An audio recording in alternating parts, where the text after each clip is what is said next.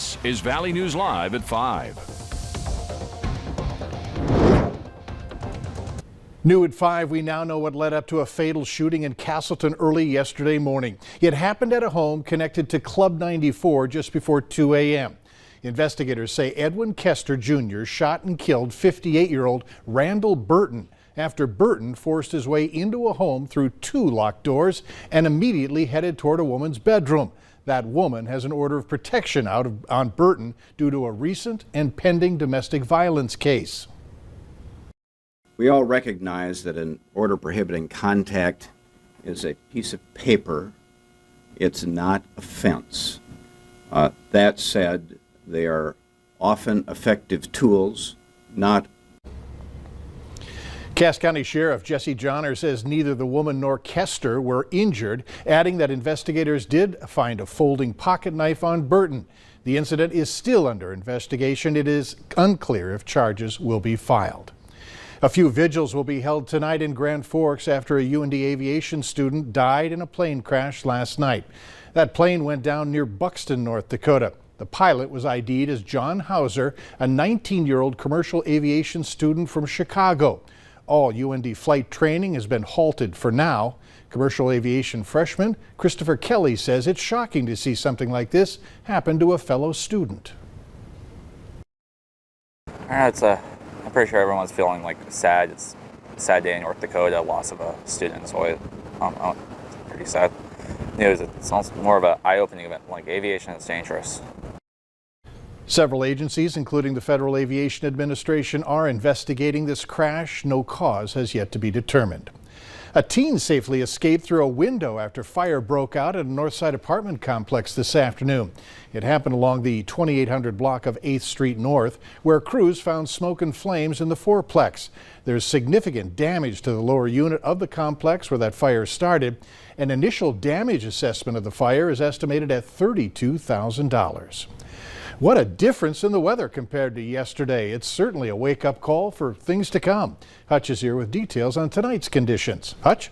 Mike, thanks so much, and good evening, everyone. As we take a look at the difference in temperature between now and 24 hours ago, take a look at all the purple on the screen, and we have temperatures between 20 and 30 degrees colder than yesterday at this time here in the valley, and it's almost 40 degrees colder in the western Dakotas. The chill is on. We do have some clouds working their way through the region as well, and that's going to limit some of the cooling that we have tonight. But where you see clear skies starting to poke into the Devil's Lake Basin here, we could be down to freezing tonight. We're watching this system in our forecast for tomorrow. There will be some snow in the region. Looks like most of it will be to the south. So Thursday and Friday, after all of that system works its way through, it's the very cold air. In fact, a hard freeze is expected. For tonight, 50s, then dipping down into those 40s where we'll stay all evening. Northeast winds 10 to 20 miles per hour. How low will we go? We'll have details on that first alert weather day for Thursday, and we'll look at the weekend forecast here in just a few moments. Maybe a warm up?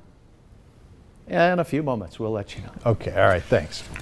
21 people on a plane, including a 10-year-old boy, managed to escape to safety after it crashed in Texas. The wife of the plane's owner says the passengers were headed to Boston to watch Game 4 of the American League Championship Series. Authorities say the plane was cleared for takeoff but never left the ground. Emergency crews found the plane fully engulfed. They say they don't know how it caught fire, but found everyone on board had escaped into the surrounding fields. We're always expecting the worst, but hoping for the best. And today, we absolutely positively got the best outcome we could hope for in this incident. The FAA and the National Transportation Safety Board will investigate. 2 of the passengers were transported to nearby hospitals with minor injuries. Authorities are reminding you to drive carefully since they say it's that time of year when more pedestrian crashes happen because it stays dark outside longer. The Minnesota Transportation Department says 45 pedestrians were killed this year, which is 9 more pedestrian deaths than this time last year. 45 pedestrians died, more than 600 were injured in 2020. A major mission is underway in Haiti to rescue a group of missionaries being held for ransom. FBI agents are working with local authorities to find the 16 Americans and 1 Canadian who were kidnapped Saturday just outside the capital city of Port-au-Prince. The Wall Street Journal says the gang responsible for the kidnapping wants $17 million for their release. Meanwhile, Haitians took to the streets to protest the country's multiple crises, including a surge in violent kidnappings, a deadly earthquake, and the assassination of their president. A former Fargo police chief is moving closer to leading U.S. Customs and Border Protection. President Joe Biden nominating Chris Magnus for the position in April, but his hearing was held up by Democratic Senator Ron Wyden over a separate issue. Our Washington News Bureau's David Aid has insight on the Senate hearing committee today, where Magnus finally sat in the hot seat. From migrants approaching and entering the nation's southern border to cargo ships backed up off of California's coast, U.S. Customs and Border Protection plays a critical role in each.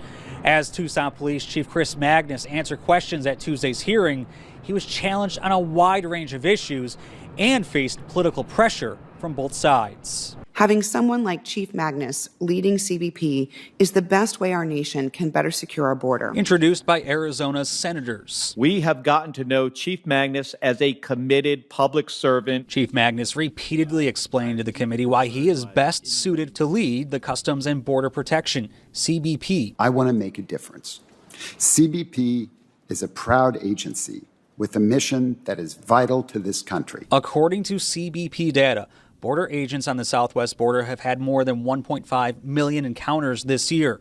Magnus told senators that he believes this presents one of the most serious problems facing the country, but stopped short of calling it a crisis, as multiple Republican senators pressed him to do. Is there a crisis or is there not a crisis at the border? Give me the... Senator, I would say that my highest priority is going to... I didn't ask your priority. Humane treatment of migrants, whether during encounters at the border or at holding facilities, was a key focus for several on the Democratic side. Inhumane treatment of migrants and asylum seekers is unacceptable in our nation. Recently, Border Patrol agents were overwhelmed by Haitian immigrants on the southern border in Del Rio, Texas. That's where these images emerged, leading to an investigation of the agents involved. I found those images troubling, but I also believe, and I've certainly learned this over my career in policing, that a full and thorough investigation is necessary before any final conclusions are drawn. Magnus also said migrants crossing the border should be vaccinated against COVID-19 and said he believes some parts of the border wall should continue being built along with added technology. In Washington, I'm David Aid.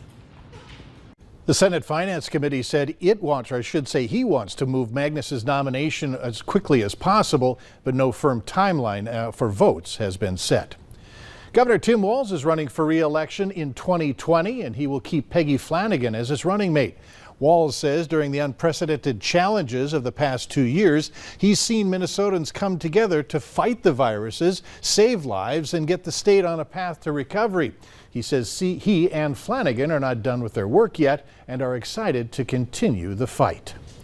Housing experts say rental evictions are rising in Minnesota as state protections adopted because of COVID are beginning to lift.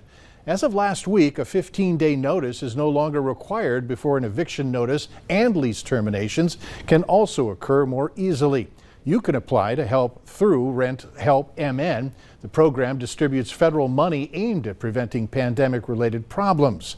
To date, nearly 50,000 applications have come in for assistance tied to past due rent or utilities. Consumers have lost $586 million to fraud tied to the COVID-19 pandemic. Americans filed more than 269,000 fraud complaints from the start of 2020 through this month, according to the Federal Trade Commission. The typical victim lost nearly $400 in schemes targeting online shoppers and travel. The losses were higher for older Americans. Stick around after the weather. What's being offered locally that can help you with your basketball game? And it's been a big cool down today. We've dug out the old wind chill index out there. It feels like it's in the 30s in the Devil's Lake Basin, and the heat continues to struggle. An unwarm forecast in the near future. Details next.